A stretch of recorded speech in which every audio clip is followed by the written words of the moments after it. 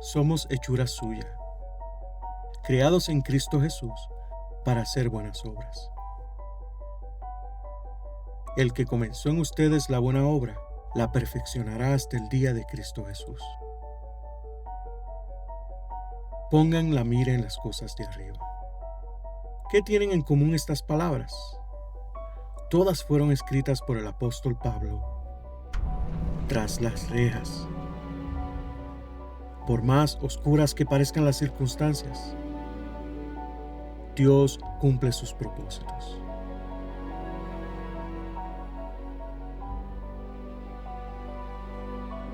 Desde la cárcel, la palabra imparable de Dios. Si parece que no estoy preparado, es porque no estoy preparado. Lo bueno es que estamos en familia y no tengo que fingir, ¿verdad que no? El Señor les bendiga a todos en esta mañana. Sean bienvenidos a Crosspoint Español, donde por los últimos 10 años hemos estado apuntando nuestras comunidades hacia Jesús. Qué bendición tan grande, qué privilegio tan grande. No le di la oportunidad al equipo de sonido a que hiciéramos la prueba de micrófono. Y comenzar ahora es la prueba de micrófono. Así que si me pueden bajar un chispitito nada más, se los voy a agradecer. A todos los que están con nosotros aquí en esta mañana. Gracias por traer la iglesia a este salón. Este sitio no es Crosspoint Español. Aquí se reúne la gente de Crosspoint Español.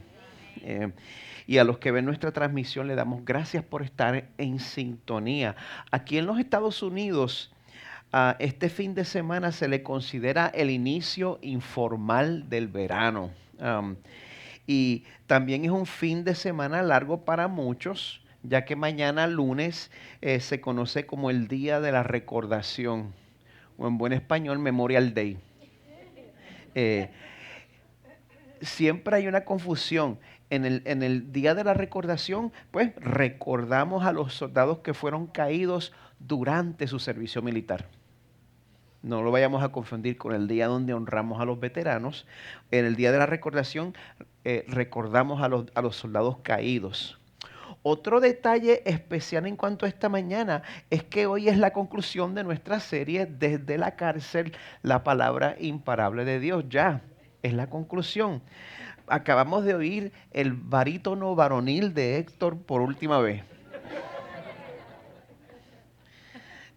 Esta serie estuvo dedicada a estudiar cartas que Pablo escribió mientras era prisionero del Imperio Romano. Perdón. Esta mañana vamos a concluir nuestra serie con la carta más corta que Pablo escribió, la carta a Filemón. Una carta tan corta que, como nos dijo Minelia, solo tiene un capítulo. Pues la gente que sabe mucho, los eruditos, ellos estiman que esta carta fue escrita cerca del año 60 después de Cristo, probablemente desde una prisión en Roma. El contenido de esta carta nos hace llegar a la conclusión de que antes de que fuera escrita, pues se había establecido una relación entre Pablo y Filemón. Ellos de alguna manera habían colaborado estableciendo iglesias en Asia Menor y en este punto Filemón estaba dirigiendo una iglesia desde su casa. Pues como vamos a ver, el mensaje principal de esta carta es un mensaje de perdón, es un mensaje de reconciliación hacia una relación que estaba fracturada. ¿Puedo pedirles que oren conmigo? Señor, te necesitamos, Padre. Tú eres nuestra seguridad, tú eres nuestra paz. Señor, tú nos centras en el momento en que nos sentimos, Señor, que nos estamos tambaleando. Ese eres tú, Padre. Te pedimos, Señor, tú conoces nuestra iglesia. Tú sabes que no existe iglesia sobre la faz de la tierra donde la reconciliación no sea necesaria. Por eso, Señor, yo te ruego que tú hagas ese milagro entre nosotros, siempre que sea necesario, Señor. Que no permitas que nosotros nos quedemos con resentimiento, Señor. Que tu Espíritu Santo siempre nos recuerde el perdón que hemos recibido. Señor, que tu Espíritu Santo también nos dé la fe que necesitamos para que nosotros valoremos la unidad y la reconciliación, para que este mundo vea que tú eres real, porque ese es el testimonio más poderoso que podemos dar. Cuando ponemos nuestro orgullo a un lado y buscamos la sanidad y la reconciliación. Que eso sea manifiesto, Señor, en Crosspoint Español. Pedimos esto en el nombre poderoso de tu Hijo Jesús. Amén. Voy a hablarles de un caso de la vida real. Les presento el oficial, ahora retirado, de la policía de la ciudad de Jacksonville, aquí en la Florida. Su nombre es Ike Brown. Pues también les presento a su hijo, Ike Brown Jr., precisamente en un fin de semana feriado como este, un fin de semana del Día de la Recordación en el año 2002. El joven Ike Brown Jr. junto con un amigo se fueron de fiesta a jugar juegos de video en casa de una amistad que tenían. Pues mientras ellos jugaban, llegó una tercera persona que ellos no conocían muy bien, y este otro joven procedió a dispararle a cada uno de ellos en la nuca mientras jugaban, matando a los dos.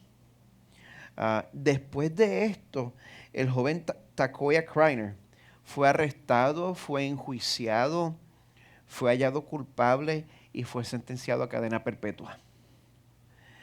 Al final del juicio, entrevistaron al papá del joven, al policía Ike Brown, el cual al final de todo eso pues expresó alivio diciendo: pues me alegra que se haya acabado la semana y que ya pueda encontrar paz.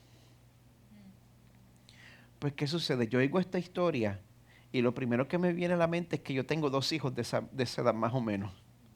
Teniendo 2 hijos de esa misma edad, yo no puedo evitar identificarme ni puedo evitar preguntarme cómo yo reaccionaría si tuviera que pasar por esto. ¿Cómo procesaría yo ese dolor siendo cristiano? Porque pues, ¿cómo lo procesaría yo? ¿Tendría serenidad? ¿O estaría exigiendo ojo por ojo, diente por diente? En verdad yo no sé. ¿Yo puedo ser sincero con ustedes? No estoy seguro. Pero como alguien que tiene la oportunidad de dedicar tiempo a estudiar la Biblia y a observar el comportamiento humano, yo sé que a pesar de que se haga justicia, y aun si el culpable fuera ejecutado, eso no es garantía de que uno pueda purgar ese resentimiento y esa amargura con la cual uno se queda. Eso es algo completamente separado. Pues una de las cosas que yo aprendí de los sermones de Papa en mi juventud es que el perdón no es algo que uno hace porque uno lo siente. No esperas a sentirlo. El perdón es una decisión que ocurre independientemente de las circunstancias, pero eso significa entonces que el perdón es costoso. El perdón es costoso para la persona que lo otorga. ¿Están conmigo, verdad? Y mire, por más sanidad y salud que vengan a la vida de uno por perdonar, hay veces que ese perdón es tan costoso que la persona ofendida decide: bueno, a mí me es más fácil arrastrar el resentimiento que pagar el costo de perdonar, aunque se le reviente el estómago. ¿Por qué cuesta perdonar? Quien en vida fuera el pastor Tim Keller dice que perdonar es difícil porque la esencia del perdón es absorber el dolor en lugar de infligirlo. ¿Siguen eso? La esencia del perdón es absorber el dolor en lugar de hacer lo que es justo, infligirlo. ¿Quién se ofrece de voluntario? para absorber el dolor que te infligió la persona que te ofendió. ¿A quién le interesa? Un montón de ustedes mirándome bien serio. Y eso quiere decir que ustedes que entienden lo que estoy diciendo. Conceder perdón es difícil. Especialmente cuando la persona que te hirió sale de tu vida y entonces tú ves que le está yendo de maravilla. ¿Verdad? Haces lo que no debes hacer. Te metes en los medios sociales a ver cómo le va. Chorro de tóxico. Yo los conozco. Y como dicen en inglés, takes one to know one, ¿verdad? Y entonces para hacerlo todo más difícil, Dios mismo nos dice que nosotros no tenemos la opción de quedarnos con nuestro rencor. Dios dice que si usted es cristiano, usted no tiene esa opción de quedarse con el rencor. Hebreos 12 nos advierte, mira la advertencia que nos da Hebreos 12. Cuídense de que nadie deje de alcanzar la gracia de Dios. Eso es serio. Si hay algo que nosotros necesitamos para respirar y para ser salvos, es la gracia de Dios. ¿Qué se puede interponer entre uno y la gracia del Señor? Dice aquí, cuídense de que ninguna raíz de amargura brotando cause dificultades y por ella muchos sean contaminados. Esa es la consecuencia que tienen las raíces de amargura. El Señor nos ofrece el regalo de la gracia. Yo digo, yo no quiero la gracia, yo quiero quedarme con mi raíz de amargura. Y no solo me afecto a mí, afecto a muchos. Porque el veneno nunca se queda adentro, el veneno se riega. Por eso es bien importante que nosotros examinemos nuestros corazones y que le pidamos a Dios que nos muestre si estamos albergando algún rencor, si estamos guardándonos alguna ofensa. Señor, ¿yo estaré haciendo eso? ¿Será posible, Señor? Hay que pedirle al Señor que nos lo muestre, porque la esperanza no es para el que lo niega, la esperanza es para el que lo admite. Así que, mira, si el Espíritu Santo te lo está mostrando ahora mismo, si el Señor te está diciendo, mira, eres tú, está hablando de ti. Si el Espíritu Santo te lo está mostrando y te estás dando cuenta de que tienes un rencorcito guardado en el bolsillo, en el pasaje de hoy vamos a ver que Jesús nos ofrece el poder para perdonar cualquier ofensa, por más inexcusable que sea. Como había mencionado anteriormente, pues el mensaje principal de la carta de Pablo a Filemón es un mensaje de perdón y de reconciliación. Pablo escribe con el propósito de mediar entre Filemón y alguien más que se llama Onésimo. Si usted se entera hoy que está encinta, tiene que ponerle ese nombre. Onésimo, si es niña, Onésima. Para que vea lo fácil que es uno irse por... Es por eso que yo predico de un manuscrito. Amén, ¿verdad? Bueno, Filemón, ¿usted sabía que Filemón vivía en la ciudad de Colosas? Hemos estado cubriendo la carta de Pablo a la iglesia en Colosas. Filemón vivía en Colosas y él tenía una pequeña congregación que se reunía en su casa. Onésimo había sido esclavo de Filemón, al parecer le había robado y se había escapado. Esas son dos cosas que podemos deducir por el texto. Muchos creen que Onésimo puede haber huido a una ciudad grande donde pudiera mezclarse y no lo reconocieran, que puede haber huido a Roma y allí conoce a Pablo de alguna manera, el cual lo lleva a conocer a Jesús. Pues, primero que nada, cada vez que me sale este tema es importante que nosotros no tapemos el cielo con la mano y que nos demos cuenta de la paradoja de la situación. Filemón es un hombre cristiano, es un hombre piadoso, es un hombre acomodado, un hombre de medios y es un hombre que tenía esclavos. Lo hemos discutido en semanas anteriores. La esclavitud en la sociedad greco-romana del primer siglo después de Cristo no era como la esclavitud durante la colonización de las Américas. Permítanme aclarar eso una vez más. En la colonización desde las Américas, la esclavitud era pues seres humanos eran secuestrados y eran llevados al otro lado del mundo para una vida de abuso y sufrimiento sin esperanza de libertad. Esa es la esclavitud de la colonización de las Américas. Pero para estos tiempos, para el primer siglo, la esclavitud no era basada en la raza. Era una manera de salir de deudas. Y dependiendo de las aptitudes del esclavo, te podían entrenar y podías terminar haciendo hasta trabajos de clase alta. De hecho, la mayoría de los médicos eran esclavos para entonces. Pues después de pagar las cuentas, uno podía comprar su libertad. Sin embargo, dentro de esta situación, pues seguían siendo propiedad de su dueño, estaban sujetos al maltrato.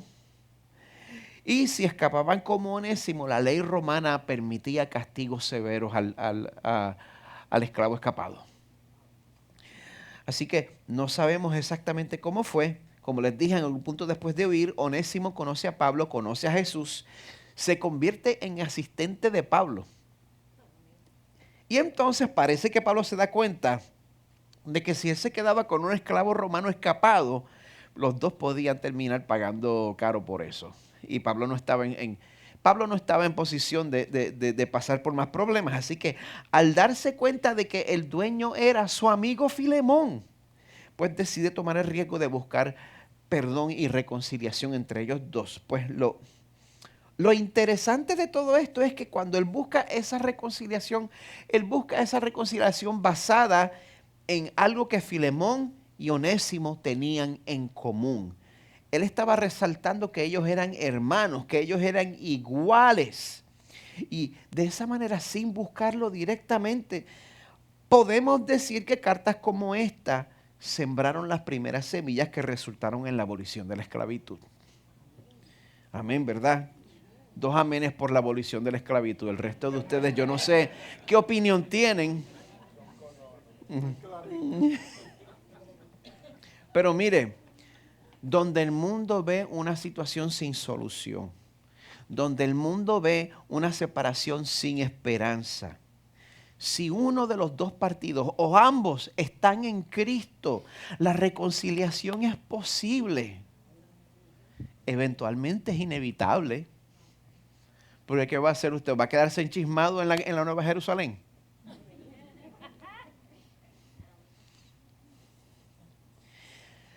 Pablo reconoce eso como una esperanza efectiva, una esperanza a través de la cual el Espíritu Santo puede lograr lo que es imposible para los que no conocen a Cristo. En el verso 1, Pablo empieza la carta en el estilo clásico de una carta romana. Pablo, prisionero de Cristo Jesús. A mí me encanta cómo los pastores se ponen el título de seminario en su... Carmen me está... ¿Ah? La otra.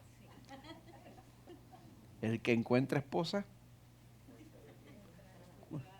Y ahora. Gracias. Pero una vez más, en serio, hay muchos de nosotros que queremos ser conocidos por nuestros estudios, por nuestros logros. El título que usa Pablo para sí mismo, yo soy prisionero de Jesucristo. Eso es lo único que yo traigo aquí a la ecuación. Prisionero de Cristo Jesús. Y el hermano Timoteo. No lo identifica como prisionero. Probablemente significa que él era el que iba escribiendo la carta mientras Pablo dictaba. A Filemón, nuestro amado hermano y colaborador. A la hermana Apia, ahí tiene otra opción para nombres si sale que es nena. Apia y Arquipo, nuestro compañero de lucha, y a la iglesia que está en tu casa, gracia a ustedes y paz de parte de Dios nuestro Padre y del Señor Jesucristo. Bueno, el domingo pasado vimos que se cree que Arquipo era discípulo de Pablo, si usted se acuerda de la lista de personajes. Mientras que especulan que Apia podía ser esposa de Filemón, en verdad no se sabe, es una especulación. Pues como pueden ver, esa carta no era completamente privada. También estaba dirigida a toda la iglesia que se reunía en casa de Filemón, así que la intención era que eso se leyera en público. Pues Pablo le dice a Filemón en el verso 4, doy gracias a mi Dios siempre, haciendo mención de ti en mis oraciones. Parece que Filemón era ese tipo de amigo que traía recuerdos gratos cada vez que Pablo se acordaba de él. Era ese tipo de persona que tú piensas en esa persona y dices, Señor lo bendiga donde quiera que esté. Pablo dice que la memoria de Filemón resultaba en que Pablo diera gracias por él. No todo el mundo cae en esa categoría. Hay personas que cuando llegan a la memoria de uno lo que hace... ¿Quiénes han visto el perro? La foto de... No han visto el perro que hace... Bueno, nada. No todo el mundo cae en esa categoría. Bueno, yo recuerdo que hace mucho tiempo, cuando Carmen y yo estábamos pasando por consejería matrimonial, cuando llegábamos a la oficina del pastor y él me veía a mí llegar, esto era lo que él era, él hacía literalmente.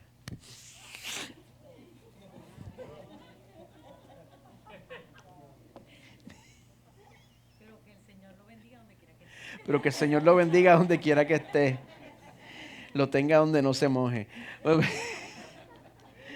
Porque ese hombre tuvo que aguantar estupideces mías que salían de mi boca y lo veía cuando yo llegaba a lo largo de la sesión. Otra vez se volvía a pasar la mano por la cara.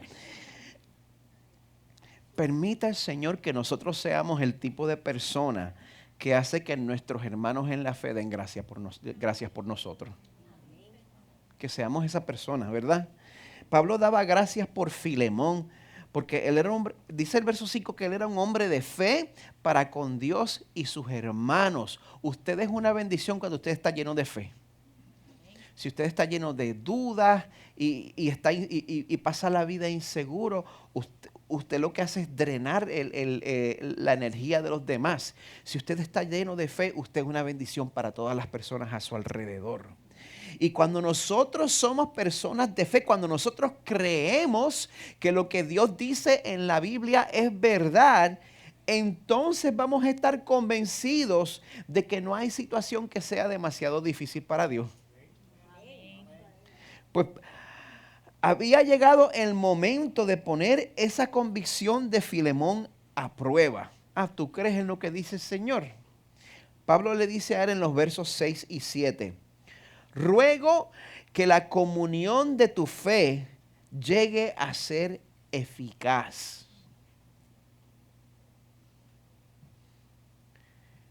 Con Pablo cada letra está llena de significado y hay que detenerse a considerar. Esa fe que tú tienes, yo quiero que sea eficaz. Que la fe que tú tienes sea efectiva en tu vida. Nosotros muchas veces decimos que tenemos fe, pero no se nota de ninguna manera. Pablo oraba para que la fe de Filemón fuera eficaz, para que la comunión de tu fe llegue a ser eficaz por el conocimiento de todo lo bueno que hay en ustedes mediante Cristo. Pues he llegado a tener mucho gozo y consuelo en tu amor, porque los corazones de los santos han sido confortados por ti, hermano. O sea, Filemón, yo sé que tú eres un hombre de fe. Yo sé que por más difícil que sea una persona, si esa persona es hermano en la fe, si esa persona es hermana en la fe, ¿tú sabes que Dios está operando en su corazón? ¿Usted sabe eso? Que si alguien está en Cristo, el Señor está operando en su corazón de verdad. De verdad. No importa lo que usted vea por fuera.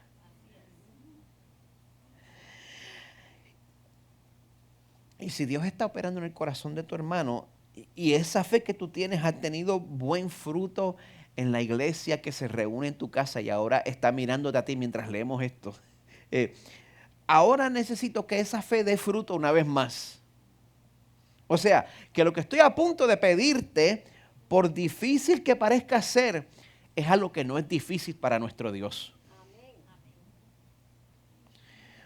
Hace poco yo les pedí que examinaran sus corazones para determinar si en ustedes había algún tipo de herida, algún tipo de amargura. Y si el Espíritu Santo les ha mostrado que ese es el caso, yo me uno a Pablo en esa oración por ti. Estoy rogando que la comunión de tu fe llegue a ser eficaz. Que tu fe tenga un efecto en ti.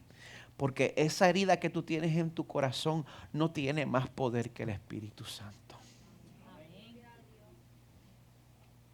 La esperanza que nosotros tenemos al ser hijos de Dios es mucho más que un conocimiento intelectual. Es una esperanza efectiva. Es una esperanza que puede aplicarse a cualquier situación que estés atravesando. Es una esperanza que te llena de poder. Aquí es que me pongo continuista. La esperanza que tenemos en el Señor nos llena de poder para soltar ese rencor que te tiene esclavizado por tanto tiempo. Porque ahí es que se nota la obra del Espíritu. No es en brincar y tumbar sillas. Es en alguien que perdona. Es por esa esperanza efectiva que entonces Pablo pasa a hacerle una petición persuasiva a su amigo Filemón. Esa petición es una cátedra de la mejor manera en que uno puede ejercer autoridad. El momento en que yo les diga, ustedes me tienen que obedecer porque yo soy su pastor,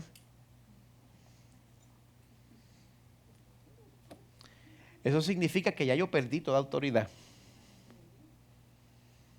En el momento que usted le dice a su esposa, tú me tienes que obedecer porque yo soy tu esposo, buena suerte.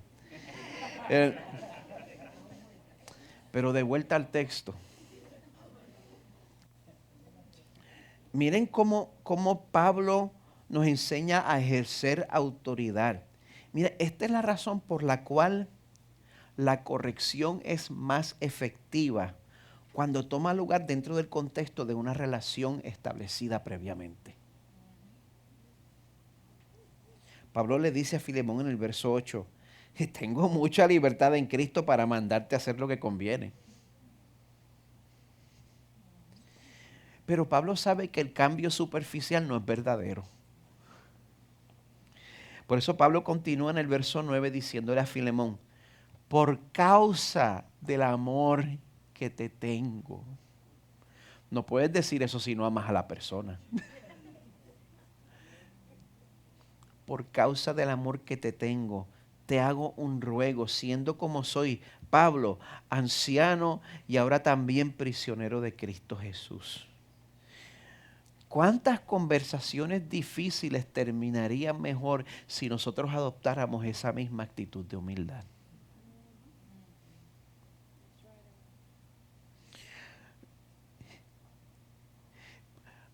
Porque a veces sucede que usted tiene que tener una conversación difícil con alguien con quien usted no ha entablado una buena relación. Y entonces lo más que nosotros podemos hacer es lo que llaman el sándwich de gracia. ¿Usted sabe lo que es eso? Ustedes no saben lo que es eso. Cuando alguien viene a traerte un tipo de corrección o de amonestación y siempre comienzan diciendo, ay, tú sabes que yo te amo mucho, sabes que yo te estimo, yo sé que yo he visto que tú has madurado mucho en estas otras cosas y tú te das cuenta que te están preparando. Para cuando digan, pero... Entonces dejamos caer la bomba y entonces a lo último repetimos lo que dijimos al principio, pero tú sabes que yo te estimo mucho y que yo he visto que tú has madurado mucho en otras cosas. Ese es el llamado sándwich de gracia. En el medio, pues la mantequilla de maní es la bomba que le vas a dejar a la persona. Mire, No quiero despreciar esto, porque si usted es el tipo de persona que no dora mucho la píldora y usted no tiene problema con regañar, pues quizás es buena idea que usted empiece a emplear este estilo. Pero cuando no hay una relación previamente establecida en la cual usted ya probó su amor por la otra persona sabe que usted le ama, pues entonces a menudo el sándwich de gracia se siente como que medio artificial.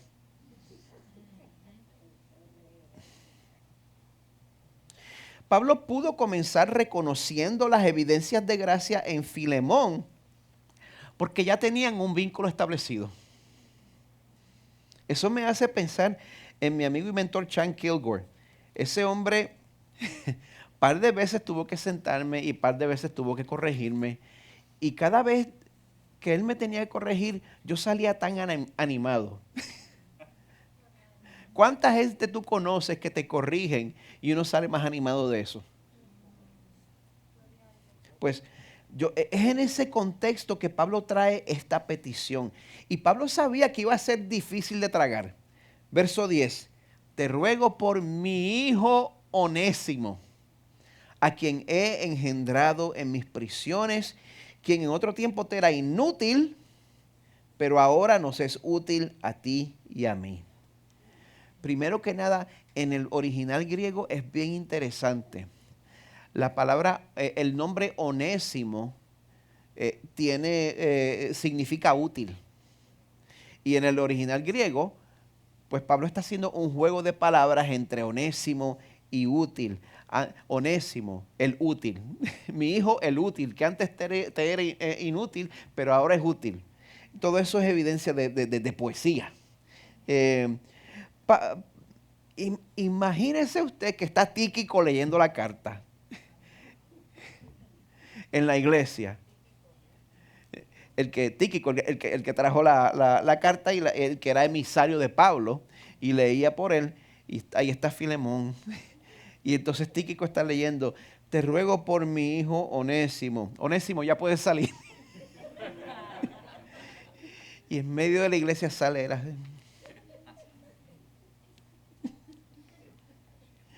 Pablo esperaba que Filemón tuviera emociones fuertes al ver a Onésimo otra vez. Por eso le dice que este Onésimo que está de vuelta no es el Onésimo que se había fugado después de robarle. Ahora era útil. Más que útil, un hijo. Cuando Pablo dice que Onésimo era su hijo, por supuesto, esto no es literal. Una manera poética de decir que Onésimo se había convertido en un discípulo, en un hijo espiritual para Pablo. Y ahora Filemón tenía la responsabilidad de tratarlo como un hermano en la fe. Mire, yo estoy seguro de que lo que es verdad hoy era verdad entonces también. Yo he visto muchas personas que no es hasta el momento en que se meten en problemas con las autoridades que entonces tienen su encuentrito con Dios. ¿No ha visto esa gente, verdad? Que es en el momento en que se meten en problemas que tienen su gran encuentro espiritual. ¿Cómo sabemos que ese no era el caso con Onésimo? ¿Cómo sabemos que esta no era una conversión conveniente? Pablo se ocupa en comunicarle a Filemón la relación entrañable que se había formado entre él y Onésimo. Comenzando en el verso 12 dice que enviaba a Onésimo como si fuera mi propio corazón. Onésimo había sido transformado tanto que en el verso 13 dice que él mismo se habría quedado con él como asistente. Sigue en el verso 14, pero no quise hacer nada sin tu consentimiento, para que tu bondad no fuera como por obligación, sino por tu propia voluntad. El cristiano nunca debe conformarse con cambios de vida y cambios de actitud que sean solamente externos. A nosotros nos cae la responsabilidad de asegurarnos que las cosas que nosotros cambiamos sean de adentro para afuera. Tenemos que pedirle al Señor no solo que cambiemos nuestra conducta. Señor, que yo haga estas cosas porque sale de mí, porque tú me estás cambiando, como dice la canción. Cambia mis deseos, Señor. Decimos cambiando todos mis deseos, pero lo hacemos pues deseándolo, porque la verdad es que todos mis deseos no han sido cambiados todavía. Ni los suyos. Señor, cámbianos verdaderamente. Y eso solo lo puede lograr el Espíritu Santo. En el verso 15, pues Pablo le da un poquito de perspectiva a Filemón sobre lo que Onésimo había hecho. Mira, quizá por esto se apartó de ti por algún tiempo, para que lo volvieras a recibir para siempre. ¿Qué tipo de recibimiento se le da a un hermano en la fe? Pablo dice en el verso 16 que él tenía que recibir a Onésimo ya no como esclavo, sino como más que un esclavo, como un hermano amado. Las cosas cambian cuando estamos entre hermanos y hermanas. Tenemos una responsabilidad. Tenemos una responsabilidad de mantener nuestras relaciones sanas dentro de lo que nosotros podemos. No, y mire esto, no se deje persuadir por la gente que dice que la teología no importa. Lo que estamos viendo con nuestros propios ojos ahora mismo es Pablo aplicando la teología que creía. Si usted no tiene teología fuerte, usted no la va a aplicar. La teología es importante. Pablo le había enseñado a los colosenses lo mismo que le había enseñado a los gálatas en Gálatas 3. El concepto revolucionario de que a la hora de la salvación no hay judío ni griego, no hay esclavo ni libre, no hay hombre ni mujer, porque todos son uno en Cristo Jesús. Y sí, tenemos que vivir dentro de nuestras realidades sociales en este mundo. Estoy seguro que Filemón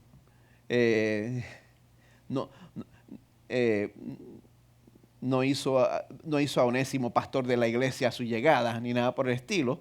Probablemente continuó en su relación como esclavo por algún tiempo, no sé. Lo único que podemos hacer es especular. Tenemos que vivir dentro de nuestras realidades sociales en este mundo, pero tan pronto yo me entero de que tú estás en Cristo, todo cambia.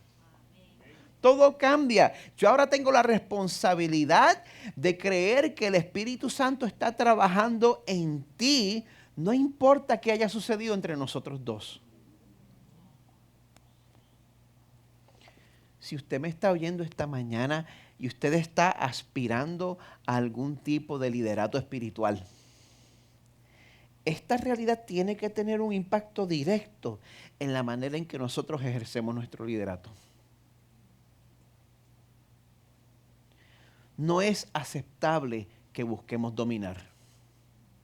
No es aceptable que nosotros busquemos enseñorearnos del pueblo que Dios nos ha confiado, que no nos pertenece a nosotros. En arroz y habichuelas, no es aceptable que a la hora de liderar o de aconsejar nosotros seamos cañoneros. No es aceptable. El mismo espíritu que abrió nuestros ojos a Jesús es el mismo espíritu que nos puede enseñar a tener más gracia para con los demás. Se puede, el Señor tiene poder. El mismo espíritu que resucitó a Jesús puede sanar tu corazón. No tienes que ser presa de la amargura que te está aprisionando. No es necesario. Y Pablo no era palabrero, él vivía de esa manera. Las palabras de Pablo venían acompañadas de acción, de una demostración decisiva que daba a entender que él no estaba jugando. Él pone a Filemón en 3:2 al frente de la congregación en el verso 17. Si me tienes pues por compañero, acéptalo como me aceptarías a mí. ¿Tú crees que la unión con Cristo es un ecualizador social? Vamos a ver si el gas pela. Vamos a ver si en verdad tú lo crees. Ahora, Pablo no es el tipo de persona que impone cargas desde la distancia. Él estaba dispuesto a asumir el costo de esa reconciliación en el verso 18. Si te ha perjudicado en alguna forma o te debe algo, cárgalo a mi cuenta. En ese momento, Pablo le quita el papiro a Timoteo y él mismo procede a escribir en el verso 19. Yo, Pablo, escribo esto con mi propia mano, yo lo pagaré. Qué hermoso ese papiro con la diferencia en letra. Esa parte la escribió Pablo personalmente.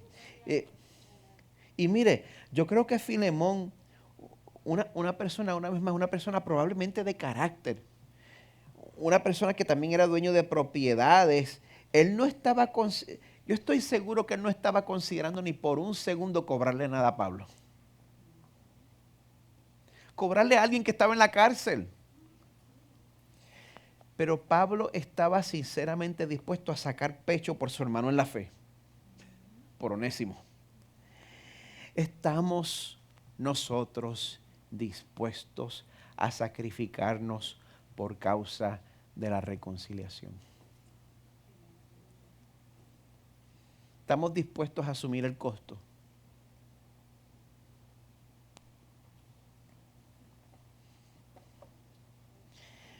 Esa disposición que tiene Pablo lo pone en la posición de hacer algo que yo solo he visto en este caso. La única vez que yo he visto eso, echarle algo en cara a alguien para la gloria de Dios. Pablo le dice a Filemón, yo llevo la deuda de Onésimo por no decirte que aún tú mismo te me debes a mí. Echando en cara para la gloria de Dios. Pues, al parecer Filemón también era hijo espiritual de Pablo. Recuerda que tú tienes el mismo origen. Muchas veces la prosperidad nos hace pensar que somos algo un poquito más que humanos. El Señor nos recuerda que al pie de la cruz todos estamos a la misma altura.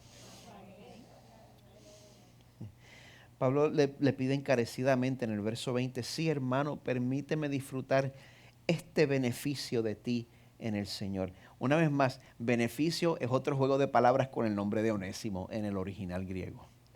No me voy a hacer que conozco las palabras poniéndolas ahí como alguien que supiera griego, pero créame. Permíteme disfrutar este beneficio de ti en el Señor. Recrea mi corazón en Cristo. Las últimas instrucciones de Pablo reflejan la fe con la cual él veía su propia vida. Versos 21 y 22. Yo te escribo confiado en tu obediencia, sabiendo que harás aún más de lo que digo. Si nosotros hablamos con la gente con esa misma gracia, con esa misma fe, yo sé que tú vas a obedecer al Señor. Yo sé que esto que te dije es difícil de aceptar, pero yo sé que tú amas al Señor y tú te vas a sacrificar por Él. Yo sé que tú vas a hacer aún más que esto. Si nosotros nos dirigimos a las personas con esa fe, imagínense el efecto que eso tiene en la gente.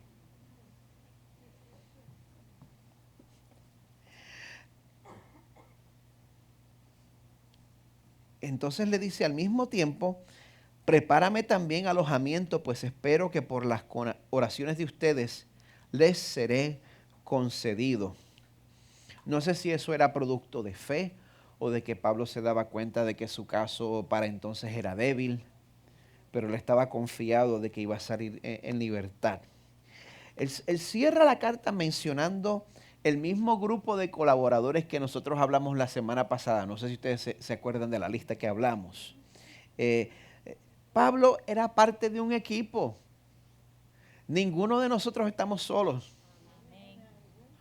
Pablo era parte de un equipo. Te saluda Epafras, mi compañero de prisión en Cristo Jesús. Muchas veces si usted está pasando una tribulación junto a alguien y usted es compañero de prisiones con alguien, usted es una fuente de aliento. También Marcos, Aristarco, Demas y Lucas, mis colaboradores. La gracia del Señor Jesucristo sea con el espíritu de ustedes. Le podemos sacar detalles a todos, pero hay uno que siempre me llama la atención a mí, y es Demas. Si ustedes recuerdan el mensaje del domingo pasado, Pablo menciona en otro punto de la Biblia que Demas terminó abandonándolo a él y posiblemente a la fe, escapándose a Tesalónica.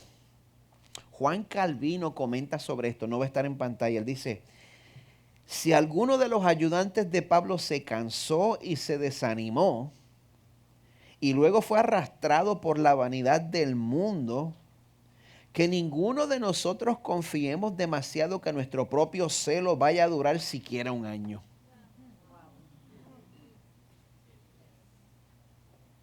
Más bien, recordando cuánto camino nos queda por delante, pidamos a Dios firmeza. Pidamos a Dios firmeza. Señor, dame firmeza. Denme un momento pentecostal y diga: Señor, dame firmeza. Esa es la única manera en que nosotros vamos a experimentar el milagro de la reconciliación en medio nuestro. Pidamos a Dios firmeza. Esa es la firmeza en la cual se apoyaba Pablo para recordarle a Filemón que su deber era recibir a Onésimo como hermano en la fe. Esa es la firmeza que causó que el oficial Ike Brown, que les dije al principio, enterneciera su corazón hacia el asesino de su hijo. Esa es la firmeza que causó que él buscara reconciliarse con él y que en el año 2009 lo adoptara legalmente como su propio hijo. Si usted se mete en YouTube y pone Ike Brown, Jacksonville, le va a salir el video de una de las iglesias Acts 29 en Jacksonville, Church of 1122, con toda la historia. Saqué las servilletas también. Solo Cristo puede hacer eso.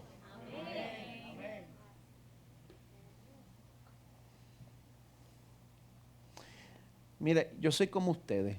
Yo también he sido herido. Como una persona que ha sido herida por otros, yo puedo decirte con toda la confianza del mundo que no existe en nosotros una herida tan profunda que no pueda ser sanada por el Espíritu Santo. No existe. No es más poderosa que nuestro Señor. En las palabras de quien en vida fuera el autor C.S. Lewis, ser cristiano significa perdonar lo inexcusable, porque Dios te ha perdonado a ti lo inexcusable. Si nosotros vamos a buscar vivir en ese tipo de reconciliación, va a ser necesario que también vivamos recordando constantemente al Dios que buscó reconciliarse con nosotros. Y Él decidió reconciliarse con nosotros de una manera decidida y agresiva. La reconciliación del Señor con nosotros fue agresiva y violenta. Así como Pablo firmó con su propia letra, Jesús vio la separación que había entre ti y Él firmó con tinta de sangre: cárgalo a mi cuenta. Yo escribo esto con mi propia mano, yo lo pagaré. Amén.